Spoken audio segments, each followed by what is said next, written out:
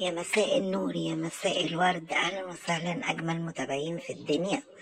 النهارده هنشوف اجمل 4 فنادق في اسكندريه. معانا الفندق الاولاني فندق قعود. فندق قعود طريق كورنيش زي ما احنا ماشيين كده بالظبط.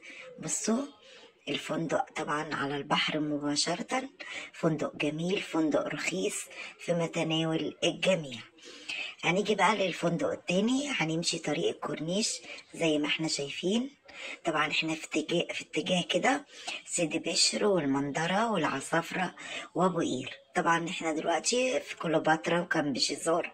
هنا بقى الفندق التاني فندق جدة. فندق جدة من اجمل فنادق اسكندريه. بصوا الاوض زي ما انتوا شايفين مصورها لكم. بصوا الجمال.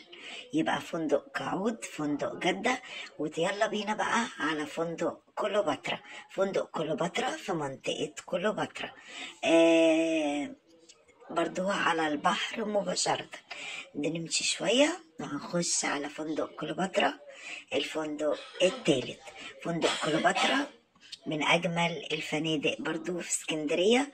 فندق رخيص جميل، طبعا كلها أسعار جميلة.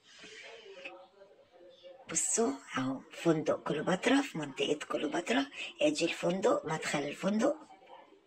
طبعا فندق كليوباترا ده زحمة صيف وشتاء، وفندق جميل جدا. بعديه بشوية يعني الشارع اللي بعده بشوية، بصوا زي ما احنا شايفين اهو داخلين على فندق ايه بقى المفاجأة، اجمل فندق فيهم كمان الفندق الرابع، فندق الحرم.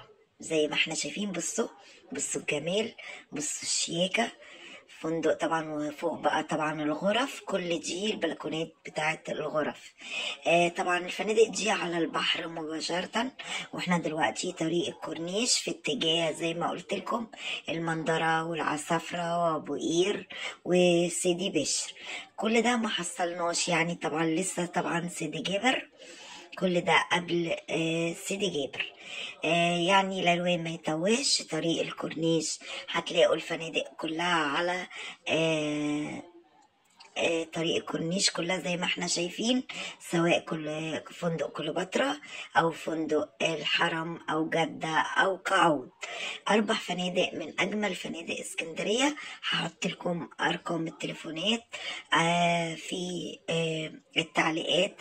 في اول تعليق مثبت هتلاقوا ارقام التليفونات عشان تعرفوا الاسعار وتعرفوا طبعا الالوان لو مش عارفين بالظبط. بصوا فندق الحرم جميل جدا جدا، طبعا بالنهار. كل ده قدام البحر على طول، يعني هتاخد اي غرفة في الفندق قدام البحر على طول.